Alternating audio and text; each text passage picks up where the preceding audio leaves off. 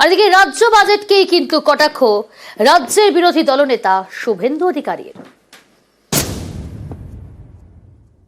এই বাজেটের যে প্রতিশ্রুতি ২৬ সালে নির্বাচনের আগে একটা কাজও কমপ্লিট করতে পারবে না। এমনকি ঘাটাল মাস্টার প্ল্যান তার 1 ডিসমিল জমি অধিগ্রহণ করা হয়নি। যেখানে জমি অধিগ্রহণ হয়নি সেখানে ঘাটাল মাস্টার প্ল্যানের বরাদ্দ খাতায় কলমে থাকবে, যার নির্বাচনে আরেকবার প্রতিশ্রুতি ডাল ভরা প্রতিশ্রুতির মধ্যে থাকবে।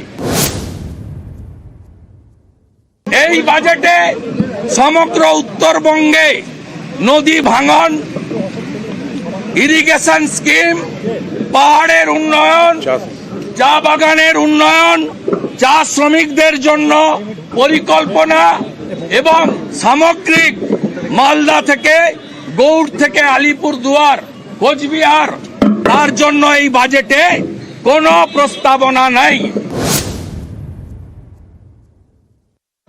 এই বাজেট কৃষক বিরোধী বাজেট।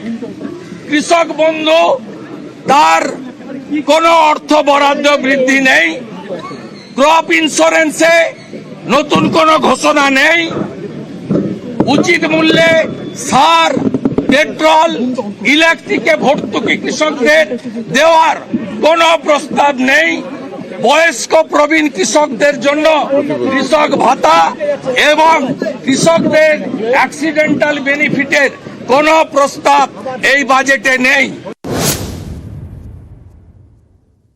যে মুখ্যমন্ত্রী 11-র আগে বেকারদের মঞ্চে দাঁড়িয়ে দাঁড়িয়ে চাকরির প্রতিশ্রুতি দিয়েছিলেন, এই বাজেটে একটিও কর্মসংস্থানের কথা নেই। আগামী ২৬ সালে পূর্ণাঙ্গ বাজেট ভারতীয় জনতা পার্টি করবে, ভারতীয় জনতা পার্টির সরকার করবে। প্রত্যেক বাড়িতে, যে বাড়িতে চাকরি নেই, একটি করে চাকরির প্রতিশ্রুতি। 15 বছরে মমতা ব্যানার্জির 15তম বাজেটে বেকার যুবক যুবতীদের সঙ্গে বিশ্বাসঘাতকতা করলেন।